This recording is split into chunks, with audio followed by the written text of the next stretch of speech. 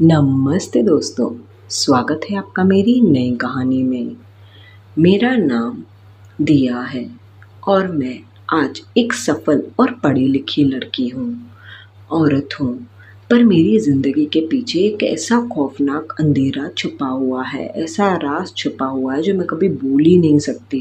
अब तक जब भी सोचती हूँ मेरे रोंगटे खड़े हो जाते हैं। जब मैं छोटी थी और स्कूल में पढ़ती थी तब से लेकर बड़े होने तक मेरे ही घर में मेरे ही साथ ऐसा घिनौना बर्ताव होता था जिसे समझाना या समझने में मुझे बरसों लग गए थे। मेरे पापा जो बाहर के लोगों के सामने बेहद इज्जतदार और भोले बनते थे, उनकी नज़र मुझ पर हमेशा ही अजीब रहती थी। जब भी मैं वॉशरूम जाती या पी करती तो मैं नोटिस करती कि वो चुपके से दरवाजे के यहाँ से झाँकते या आईने के पीछे से मुझे घूरते रहते थे। उनकी आंखों में वो हवस और डर का माहौल देखकर मेरी ही रूह कांप जाती थी, मेरे रोंगटे खड़े हो जाते थे। मैं उस उम्र में बेहद मासूम थी, कुछ पता नहीं था, ना ही सोशल मीडिया था ना ही क्या, और डर के मारे कभी कभी अपनी माँ से भी कुछ कह ही नहीं पाती थी, क्योंकि मुझे लगता था कि परिवार में सन्नाटा छा जाएगा, कोई मेरी बात को समझेगा ही नहीं, क्योंकि माँ पापा से बेहद प्यार करती थी।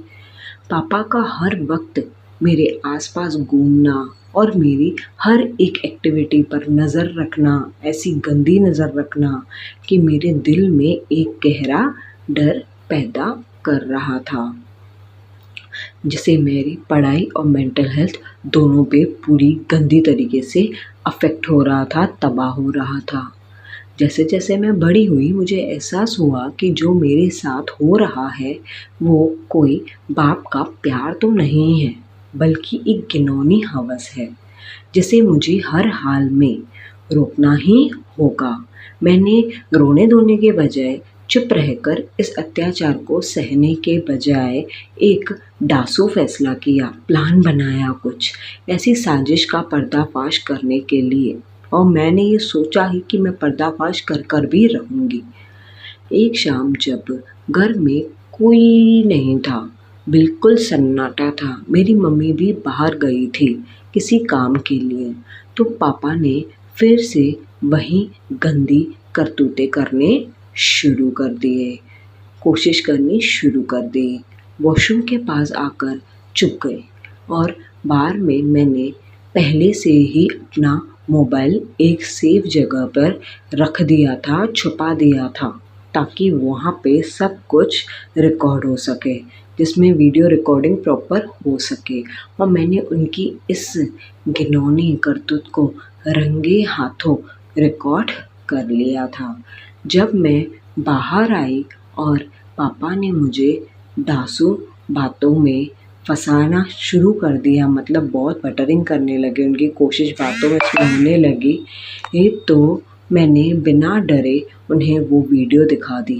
वीडियो देखते ही उनके चेहरे के रंग उड़ गए, उनके तोते उड़ गए, वो डर के मारे कांपने लगे। उन्होंने मुझसे हाथ जोड़कर माफ़ी मांगी, बोला माँ से कुछ नहीं बताना, और बदनामी का डर दिखाकर उनका सच छुपाने को कहा, क्योंकि मैं बदनाम हो जाऊंगा, ऐसे मुझे बार बार बोलने लगे।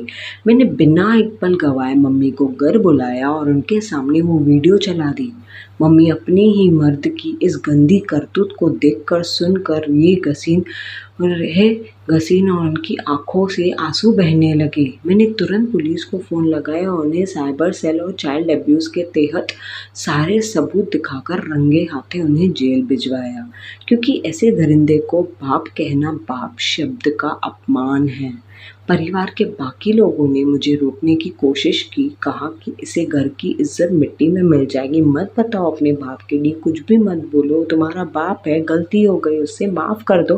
पर मैंने साफ कह दिया कि जो गलत है सो गलत है, मुझे इस इंसान से घिन आती है, उसके खिलाफ आवाज़ उठाना है, मेरा ही सच्चा धर्म है। मेरी माँ भी मुझसे माफ़ी मांगने लगी, बोला नहीं मेरा सुहाग है, उसे मत भेजो जेल, पर मैंने एक नहीं सुनी, मुझे उनको सजा दिलाने ही दिलाने थे।